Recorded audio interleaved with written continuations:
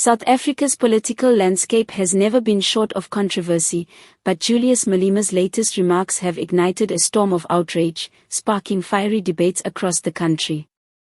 The Economic Freedom Fighters, EFF, leader, known for his bold and unapologetic statements, recently dropped a political bombshell when he declared what he believes should happen to Operation Dudula immediately. His words have reverberated across communities, dividing opinions and once again placing him at the center of South Africa's most heated political and social discussions. For months, Operation Dudula has been in the headlines for its controversial stance and grassroots activism. Launched as a community-driven movement, it claims to stand against illegal immigration, drug trafficking, and rising crime.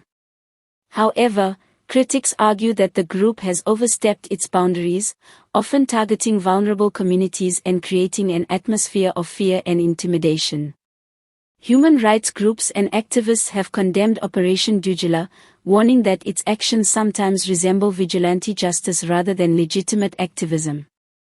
It was against this backdrop that Malema, never one to mince his words, issued his damning verdict: Operation Dudula should be shut down without delay. His argument was blunt and unyielding.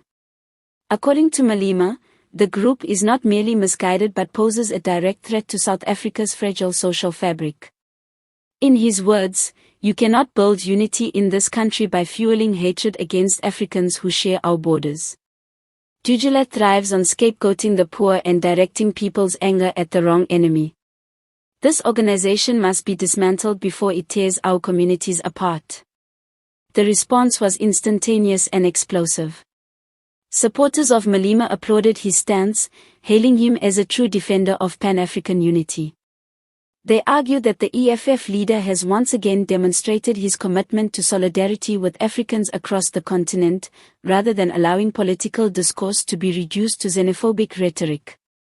In their view, Operation Dudula represents everything that threatens the dream of African integration: division, hostility, and misplaced anger. But on the other side, Operation Dudula supporters reacted with fury. Social media erupted with posts condemning Malema for being out of touch with the realities faced by ordinary South Africans. To them, Operation Dudula is not a force of destruction but a grassroots response to government failure. Many argue that the ANC-led administration has done little to address crime, unemployment, and the influx of undocumented migrants.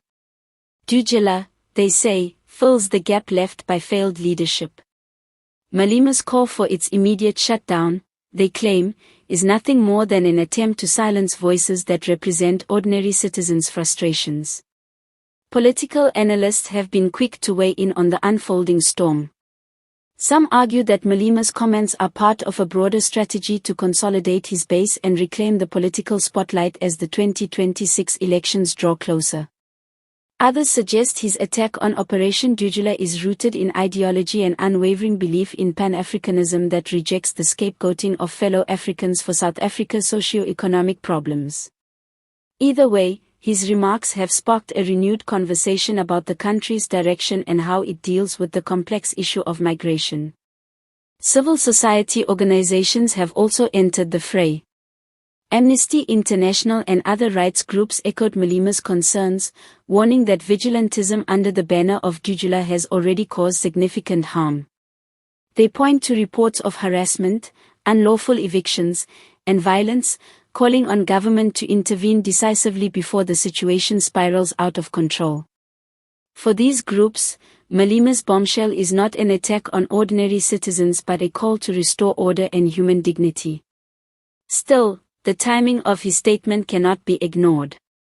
With unemployment soaring, poverty deepening, and service delivery failures mounting, many South Africans are desperate for immediate solutions. Operation Dudula, for all its flaws, has managed to tap into this frustration, offering a sense of agency to people who feel abandoned. Malema's call to shut it down, therefore, risks alienating sections of the very working-class population he claims to represent. The political fallout remains to be seen, but one thing is certain: Julius Malema has once again thrown the nation into a heated debate that forces South Africans to confront uncomfortable truths. Should movements like Operation Dudula be dismantled for promoting division and vigilantism? Or should they be recognized as a reflection of grassroots anger in a society plagued by government failure? As the dust settles, Malema's bombshell continues to echo. His critics accuse him of undermining the struggles of ordinary citizens.